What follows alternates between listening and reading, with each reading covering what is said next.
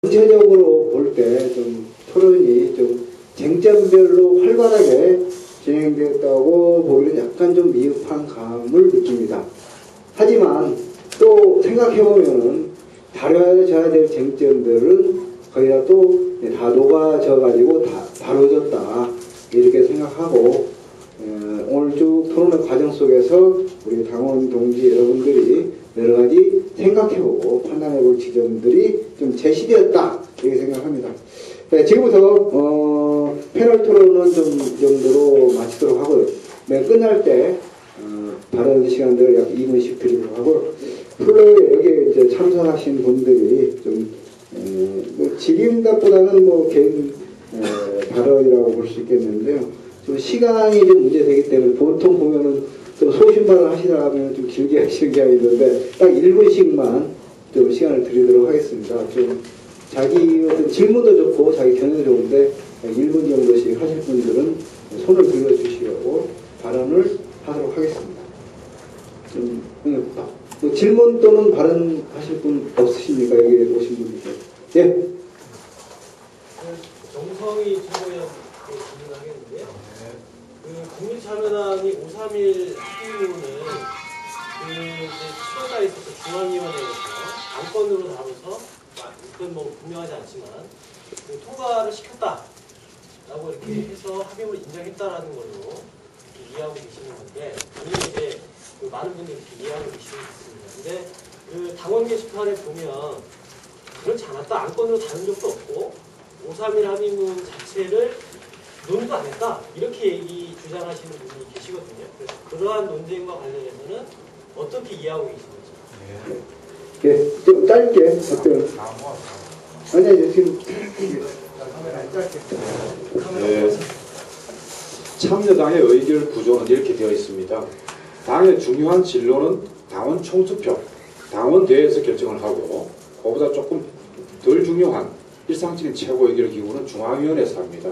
그래서 중앙위원회 7월 10일 중앙위원회에서는 특별 결의문이라는 형태로 그 안에 5.3일 합의문과 부속 합의서를 승인한다, 동의한다는 말이 들어가 있고요. 그리고 노무현 정권 시기에 오류와 한계에 대해서도 성찰한다는 표현도 들어가 있고 뭐 그렇습니다. 그 특별문을 92%로 통과시켰다는 점에서 5.3일 합의문에 찬성하고 있다는 것이고요. 일단 그렇게 찬성해놓고 이후에 이제 요번 9월 25일부터 10월 1일까지 당원 총투표를 거쳐서 수행기구를 구성하게 됩니다.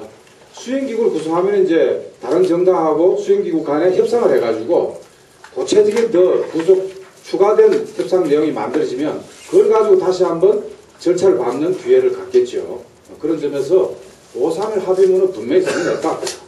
그래서 우리가 큰 기준으로 제시한 것이 5.3일이기 때문에 그것은 승인했다고 봐야 되겠습니다. 또 그 앞에 계신 분 잠깐 자기 소개도 해주시면 좋고. 네, 저는 다함께서 활동하고 있는 정병호라고 하고요. 그 5.3일 합의문에 대해서는 물론 그 특별 결의문에 포함시켜서 통과된 점이 있긴 하지만 그거에 대해서 충분히 검토해서 하나의 안건으로 진지하게 다루지는 않은 것으로 그렇게 알고 있고요. 그러다 보니까 그 내에서 논의 없이 그렇게 그 안에 그냥 이렇게 포함돼서 통과된 것으로 그렇게 알고 있고요. 물론 이제 그 5.3일 합의문에 대해서 뭐 그렇게 충분히 논의 없이 통과됐다고 하더라도 그것이 진정으로 참여당의 성격이 바뀐 것을 뜻한다라면 우리가 진지하게 받아들이고 당연히 진보 통합의 대상으로 이렇게 삼아야 될 것입니다. 근데 지금 최근에 그 참여당 얼마 전에 있었던 중앙위원회에서 그 참여당 강령재정위원회에서 보고한 문서 같은 걸 보면 전혀 지금 참여당이 자신들의 성격을 바꾸지 않았다. 그러니까 5.3일 합의문을 승인했다는 것은 사실 수사에 불과했다는 게 속속히 지금 드러나고 있는데, 지금 민주노동당 그 개정된 강령에 대해서도 지금 상당히 문제제기를 많이 하고 있고요. 그래서 그 친노동, 노동자 정당의 성격 이런 거를 빼야 된다라고 그렇게 지금 강조를 하고 있고, 그리고 친기업적인 이런 그 입장을 계속해서 지금 고수를 하고 있는 그런 입장이기 때문에 참여당이 지금 전혀 진보라고 그렇게 보기는 어렵다라고 봅니다. 그리고 저는 물론 이제 진성당원제 이런 것도 중요할 수도 있지만 그보다 더 중요한 건 그 기반이 더 중요하다고 보는데, 우리 민주노동당하고 진보신당은 이제 노동조합과 그리고 기타 이제 민주운동의 그런 기반에 있는 그런 정당이라면 참여당은 그런 정당이라고 보기는 어렵습니다. 물론 때때로 어떤 쟁점에서 투쟁에 같이 동참하고 하고 있긴 하지만, 그리고 어떤 개인들은 분명히 노동운동 출신의 그런 개인들이 있긴 하지만 실제 그것이 유기적으로 기반해 있는 그런 정당이 아니고 대체로 노무현 정부 하에서의 행정 관료들과 그리고 중간계급 전문직들의 상당히 기반해 있는 그런 정당이기 때문에 우리와 계급적인 기반이 저는 분명히 차이가 있다고 봅니다. 물론 이제 세 번째 우리가 검토할 게 실천의 측면을 검토해야 되는데, 실천에서 분명히 참여당이 정권이 바뀌었기 때문에, 지금 MB 정권을 바뀌었기 때문에 실천이 분명히 달라졌을 것입니다. 그래서 정권에 반대하는 그런 투쟁의 일부 동참할 수가 있죠. 따라서 우리가 참여당에 대해서 모든 쟁점에 대해서 참여당과 같이 할 수 없다, 이렇게 우리가 기계적으로 접근할 수는 없습니다. 뭐 예를 들어 아까 정치자금법 개정이나 그런 문제 같은 데서도 의회에서 힘을 보여주려면 당연히 의회 내 어떤 공조라든가 뭐 이런 게 당연히 필요할 수도 있겠고요. 그리고 어떤 투쟁에서도 참여당이, 물론 FTA 문제에서 저는 참여당의 입장이 바뀌지 않았다고 생각하지만, 그러나 어쨌든 MB 정부의 어떤 정책에 대해서는 반대한다, 이런 입장을 가진다면 특정 사안에서 또 협력할 수 있는 여지도 저는 있다고 생각합니다. 그러나 그것이 이렇게 그 진보의 성격이라든가 이런 게 바뀌지 않은 상황에서 당 통합으로까지 가는 것은 저는 문제가 있다. 왜냐하면 그것은 이 참여당이 이렇게 충분히 바뀌지 않은 상황에서 우리가 사안별로 공조를 하는 것은 이 진보 진영의 원칙과 그리고 이런 기조를 바꾸지 않은 상태에서도 우리의 힘을 늘릴 수 있는 그런 방안인 반면에, 당을 통합을 하게 되면 그들의 애초에 그 이념이나 그리고 그들의 사회 세력의 기반이나 이런 거에 의해서 체계적으로 우리가 영향을 받기 때문에 진보 진영이 굉장히 이런 참여당 수준으로 일상적인 실천을 계속해서 타협을 해야만 하는 그런 압력에 노출되기가 쉽고요. 그래서 저는 최근에 지금 국민참여당과의 통합을 지지하시는 당내 그 최고위원분들이나 당 대표분들께서 보이는 행보 자체가 지금 벌써부터 저는 뭐 굉장히 그들을 견인할 수 있다고 아까 그 정성희 최고께서도 자신만만하게 얘기하셨지만, 제가 보기에는 오히려 벌써부터 견인되고 있다는 그런 징조가 많이 보입니다. 진보가 아닌 그런 정당에 대해서도 진실을 말하지 않고 계속해서 그 정당이 뭔가 진보 진영으로 온 것처럼 그렇게 포장해 주는 것 자체가 이미 지금 진보 진영이 이 참여당과의 통합을 위해서 자신들의 수준을 낮추고 있다는 것을 보여주는 저는 사례라고 생각을 합니다. 그래서 통합이 아니라 사안별로 연대나 공조하는 방식으로 그렇게 돼야 된다고 생각합니다. 네, 수고하셨습니다. 네, 다른 좀 프로의 발언이 없으면은 다시 좀 시간을 우리 그 토론자들은 조금 더 드리도록 하겠습니다. 원래 2분 정도 드리려고 했는데 마무리 발언을 약 3분씩 드리도록 이렇게 하겠습니다. 네, 김성진 최고위원님부터 발언하도록 하겠습니다.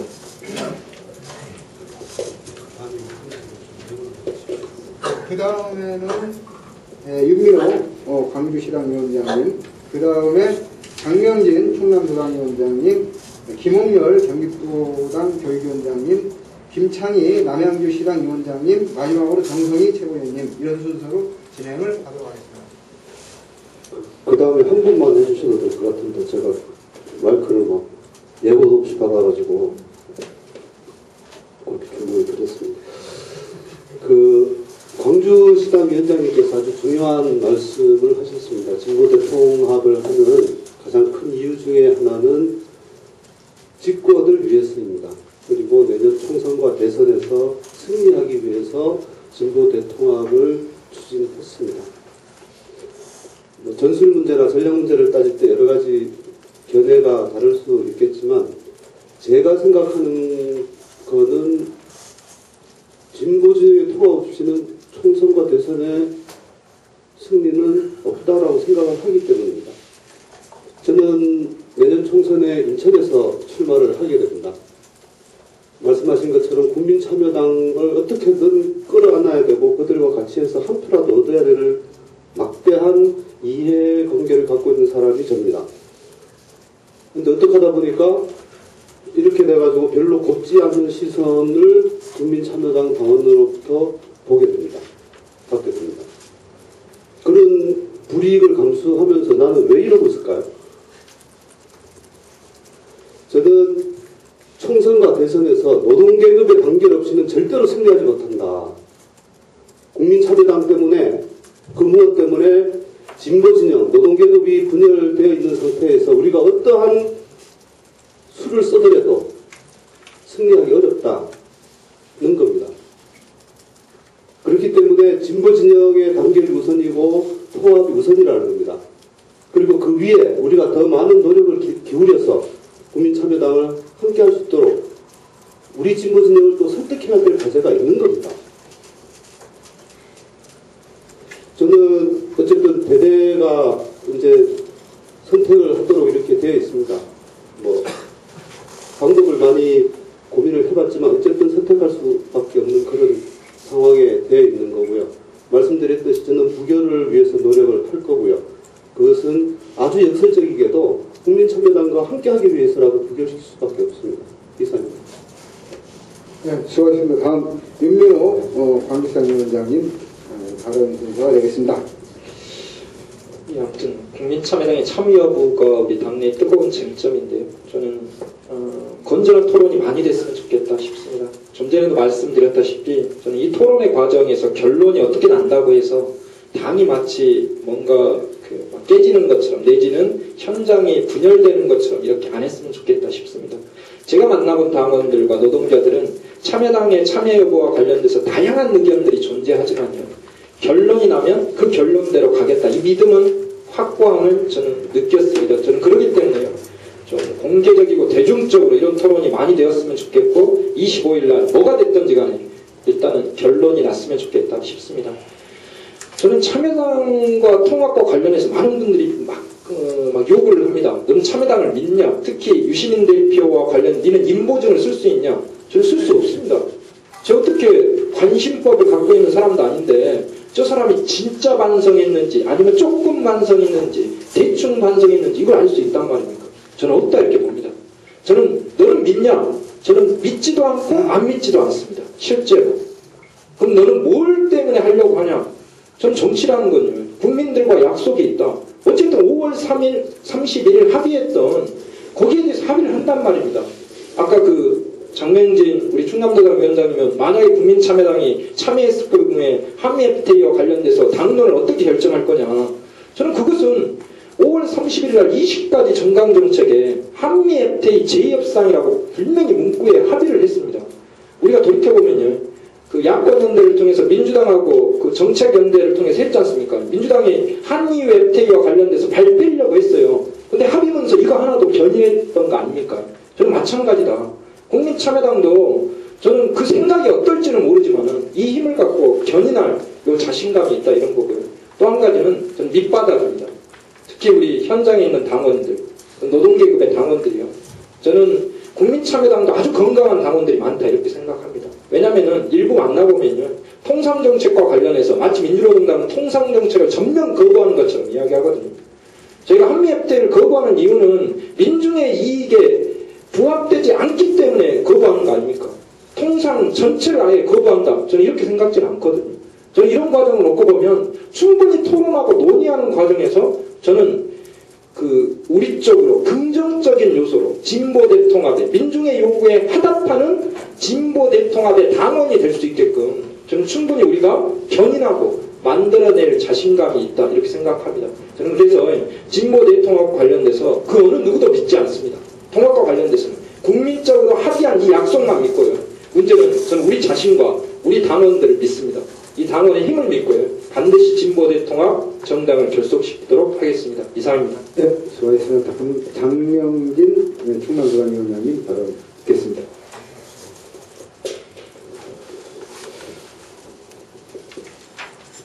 저는 기본적으로 이번 사태를 통해서 우리 평당원들이 상처받지 않았으면 하는 것이 저의 정말 간절한 소망입니다. 분당 때도 사실은 가장 많이 상처받은 사람들은 평당원들입니다. 이 어떠한 안을 내기 위해서는 그걸 반대하는 사람들에 대해서 배려를 해야 됩니다. 그리고 반대가 줄어들 수 있도록 설득하는 과정도 아주 긴 시간 필요합니다. 근데 이번 당대회 결정은 그렇지 않았습니다. 다수의 결정에 의해서 아주 속전속결로 이루어지고 말았습니다. 그래서 취임 기간 내에 성원이면서도 사실은 나 자신의 무력함에 대해서 많은 그 회의를 갖게 되었습니다. 진보신당이 국민참여당이 진보냐 아니냐의 이 가치는 사실 당원들이 이미 평가를 하고 있습니다. 그런데 내년도 총선에서 원내교섭단체 하고 그리고 빨리빨리 해서 집권해야 되는데 이런 그 성급함이 오히려 진보 정치의 선명성과 정통성을 훼손하게 될지 저는 뭐 불보듯 뻔하다고 생각을 합니다. 이 집을 지을 때 예를 들어서 그 황토벽돌과 시멘트 벽돌을 섞어서 이렇게 지었다고 생각을 해보십시오. 정말 그 집은 집이라기보다는 그냥 무슨 전시물이라고 생각하게 될 것입니다. 황토 벽돌이 약간 세면 시멘트화되고 시멘트 벽돌이 황토화되고 이러한 그 과정을 통해서 하나가 될 수 있는 것이죠. 그래서 예쁜 집을 짓고 튼튼한 집을 지을 수 있는 것입니다. 이번 사태가 저는 청남에서 볼 때 탈당 선언을 하는 많은 사람들이 일부지만 생겨날 것이라는 조짐을 발견을 했고요. 그리고 지금 아까 말씀드렸지만 역대 당대표들이 지금 기자회견을 했습니다. 이거는 그동안의 신견회의나 모든 과정을 통해서 우리 내부에서 정말 서로 소통하지 못했고 서로 설득하는 과정에서 시간이 없었고 그래서 설득당하지 않았고 이런 우리 내부의 문제가 가장 큰 것이고 이러한 과정에서 우리는 너무나 많은 큰 반성을 하는 계기가 또 하나가 더 생긴 거라고 생각합니다. 진보신당과의 통합은 정말 더 많은 노력이 필요할 거라고 저는 다시 한번 얘기합니다. 꼭 진보신당과는 통합을 해야 됩니다. 정세균 대표도 통합 꼭 한다고 장담을 하셨습니다. 진보신당에서 부결이도 통합한다고 당대당 통합에 준하는 어떤 그런 방법으로 통합한다고 장담을 하셨습니다. 그런데 부결되고 난 이후에 입장 차이가 많이 바뀌셨습니다. 그래서 저도 사실 그 정치인이 된 지 얼마 되지 않았지만 많이 혼란스럽습니다. 따라서 진보의 가치 존중되고 그리고 진보의 선명성을 보장되고 이런 상황에서 진보 정치가 국민들로부터 한 발짝 한 발짝 신뢰받고 국민들로 들어가는 것이지 하루아침에 교섭단체 된다고 해서 그 이후에 탄탄대로를 걸어갈 것이라는 그러한 아니라는 생각은 하지 않았으면 좋겠다는 생각입니다. 이상입니다. 적으로 받아 안아야 된다고 유구동성으로 이야기를 하고 있습니다. 우리 그 민주노동당을 포함한 전체 진보 진영 동안 저는 이런 새로운 정치적 흐름의 미화로 또는 주변부로 전락할 것이 아니라 그 중심에서 그것을 견인하고 이끌어 나가야 된다고 생각합니다. 저는 최근에 이 안철수 현상은 자연 발생적인 그런 그 시민의 정치적 요구 흐름이라고 생각합니다. 우리가 보다 조직화되고 보다 강력한 힘을 지닌 그래서 현재 보수 정치로 대별되고 있는 한나라당과 그리고 민주당의 그런 그 양당 구도 체제를 깨트리고 실제로 그 진보 정당으로서 자기의 정체성과 그 정치력을 발휘하는 그러한 정치적 구도를 힘있게 내세우면서 내년 2012년 정책 격변기를 맞이해야 사실상 그동안 우리가 우려하고 또 우리 당원들이 또 우리 민중들이 우리 민주노동당에게 요구해 온 그러한 그 수권정당으로 그리고 집권을 향한 그런 길로 나아갈 수 있을 거라 이렇게 생각을 합니다. 그래서 다시 한번 이번 임시당대회는 힘있게 치러져야 되고 또 제출된 안건이 전체 대의원들의 이름으로 승인되어야 된다는 것을 다시 한번 말씀드리고, 그리고 그 결과의 여하에 따라서 우리 그 당이 흔들리는 것이 아니라 그 실제로 결정을 중심으로 더욱더 힘있게 단결해서 우리가 원했고 또 우리가 추진하고자 했던 진보정치 대통합을 반드시 마련했으면 좋겠다고 하는 또 그러한 바람을 말씀드립니다. 이상입니다. 네, 다음 김창희 남양주시당 위원장님 발언 있겠습니다. 수박 장사도 안 되고 호박 장사도 안 되니까 장사 안 되는 사람끼리 접붙여서 장사 한번 해보자고 그러다가 이제 수박하고 호박 접붙이니까 장사 망해버렸습니다. 저는 그 길로 지금 가고 있다고 봅니다. 국공합작을 해보라고 그랬는데 국공합작으로 가가지고 국공합당을 해버렸는데 이걸 어떻게 이해를 해야 될지 저는 도저히 이해가 가지 않습니다. 이런 혼란과 와중에 옛날 생각납니다. 국민선거 20일 민주당 창당이 DJ 정권 때 있었습니다. 그때 우리는 진보의 개념을 그렇게 지금식으로 해석하지 않았습니다. 우리 손으로 국회의원 하나 만들자고, 노동자 정치 세력하자고 그렇게 만드는 당입니다. 그 사이 10년 동안 민주당이 바꾼 적이 없습니다. 그런데 갑자기 지금 분열된 진보신당 합치자고 하는 사이에 전혀 진보가 아닌 정당 하나를 다이렉트 합당하자고 지금 시작했습니다. 그걸 25일날 결판 내자고 그럽니다. 그러면은 11년 전 국민선거 20일부터 민주당 창당까지 2000년 창당 그때 사람들이 지금 다 없냐 하면은 다 있습니다. 근데 우리는 그걸 잊어버리고 갑자기 옆집 하나 그냥 끼워외치고 그럽니다.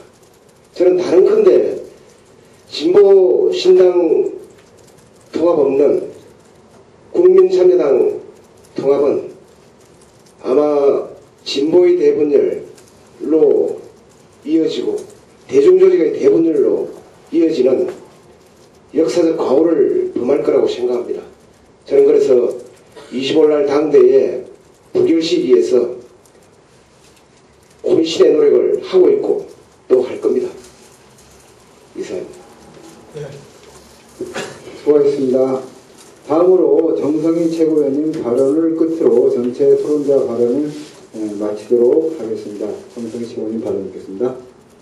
예, 오늘 토론회를 통해서 여러 의견에 대해서 청취하고 좋은 말씀을 많이 들었습니다. 이 모든 것이 이제 우리 당원들과의 소통의 계기가 되기를 또 바랍니다. 9월 4일날 진보신당의 부결을 안 되도록 하기 위해서 참여당 문제에 자제하고 토론이 부족했습니다. 그 이후에 이제 마냥 또 끌 수 없었기 때문에 9월 4일부터 9월 25일 당대까지는 참여당 문제에 대해서 또 본격적으로 토론할 시간이 부족했다고 보여지기도 합니다. 그러나 더 이상 지체하고 더 이상 좌고우면하고 할 수는 없겠다고 보여집니다. 지금 두 가지 의견이 있습니다. 먼저 진보신당 통합하고 선 단결해서 참여당을 땡기자 이런 의견이 있고 그리고 참여당은 죽어도 안 된다 이런 의견이 있습니다. 그런데 전자의 의견 같은 경우는 결국에 25일날 당론을 정하더라도 구체적인 추진 방안을 모색할 때 열어두고 있기 때문에 그 부분은 논의 가능합니다. 그런데 이제 참여당 죽어도 안 된다 하는 이런 분들에게 이제 토론을 좀 해보고 싶습니다. 저는 사실은 안철수 박원순 효과는 진보 대통합이 지지부진하고 진보가 협소하고 진보가 실현 가능한 구체적인 정책 준비가 덜 돼 있고 또 행동이나 문화가 좀 낡은 것처럼 보이고 이런 것이 반영이기도 합니다. 그래서 우리가 진보가 정말 중심과 원칙을 정결하게 견지하면서도 변화된 상황에 대해서 예민하게 수용하고 혁신하고 대통합하고 이런다면 충분히 안철수, 박원순 효과도 우리 주변에 배치해서 지형을 좋은 것으로 만들 수도 있습니다. 그래서 앞으로 그런 노력은 계속 기울여야 된다고 보이지고요. 그래서 참여당 문제는 저도 왜 부족하다고 느끼지 않겠습니까? 이념으로 여러 가지로 부족한 측면이 있다고 봅니다. 그러나 얼마나 더 조건을 갖춰야 할 수 있는가 하는 것입니다. 고통받는 우리 민중이나 지금 준엄한 정세는 한정없이 기다려주지는 않습니다. 지금 박원순 변호사가 야권 통합당에 가겠다고 공공연하게 얘기했습니다. 이것은 뭘 말해주느냐? 계획적인 중간층이 전부 다 민주당으로 다 들어간다는 얘기고 진보가 고립적인 위치에 취한다는 얘기고 이 사회를 비집고 이명박 정권은 지금 공안 탄압을 연속적으로 정치자금법 탄압을 하고 거기다 기층민중 탄압을 할 것입니다. 우리가 지금 진보정책 굉장히 어려운 상황에 있다는 것을 분명히 직시해야 됩니다. 그래서 이걸 타개하기 위해서는 공체적으로 나가야 된다 하는 말씀을 드리고 싶고 또 하나 진보신당 통합하고 단결을 완전 100% 땡기지 않으면 현장이 굉장히 분열될 것처럼 이렇게 자꾸 과장하는데 그렇지 않습니다. 지금 진보신당 독자파가 남아있고 노동전선도 있고 이미 현장의 분열적 요인은 남아있습니다. 그렇다고 해서 진보신당 통합을 우리 안이 땡기고자 하는 것이 아닙니다. 최선의 공을 다 기울일 것입니다. 땡기는 방식이 무한정 기다려주는 방식이 아니라 민주노동당이 확고한 당론을 가지고 구체적인 실정을 도모하면서 설득하겠다는 그 차이뿐입니다. 그래서 우리 김성진 동지나 우리 뭐 다른 분들의 다 그 진정성을 누구보다도 우리가 잘 알고 있습니다. 서로 잘 알고 있기 때문에 우리가 좀 활발하게 토론을 하고 결정에 승복하고 또 당이 단결하고 이렇게 충분히 나갈 수가 있고 그런 노력을 기울이기를 간절히 기대합니다. 고맙습니다. 네, 그 사회자로서 뭐 어떤 개입할 생각 갖고 마지막 마무리하는 소회를 몇 가지 말씀드리고 오늘 그 토론을 마치도록 하겠습니다. 먼저 우리가 주목해봐야 될 문제들은 우리 참여당 문제에 대해서 많이 우리가 지금 혼란스러운 상황을 맞이하고 있는데 이런 상황이 왜 초래되었느냐 근본을 따지놓고 보면은 결국은 5.31 합의와 8.28 합의는 어쨌든 역사와 민중의 절대적 요구이고 진보적 대중단체의 절절한 열망이었습니다. 그리고 거의 모든 진보 진영이 이를 환영하고 열렬히 그것이 관철되기를 바랬는데 진보신당 대의원대에서 이것을 무참히 짓밟아 버렸습니다. 부결시켰습니다. 그래서 이런 문제에 대해서는 명확하게 좀 짚고 넘어가야 된다. 우리 당원들께서 이런 걸 말씀드리고 싶고요.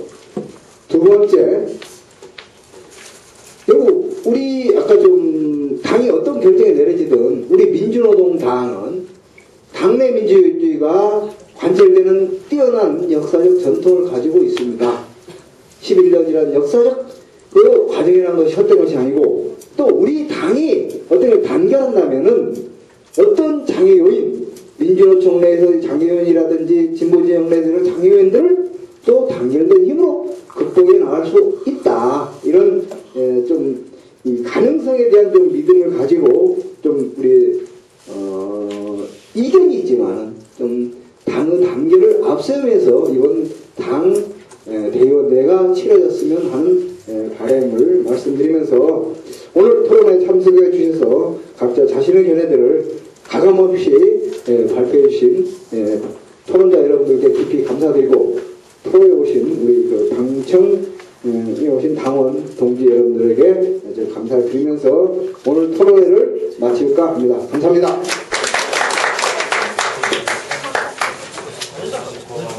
네.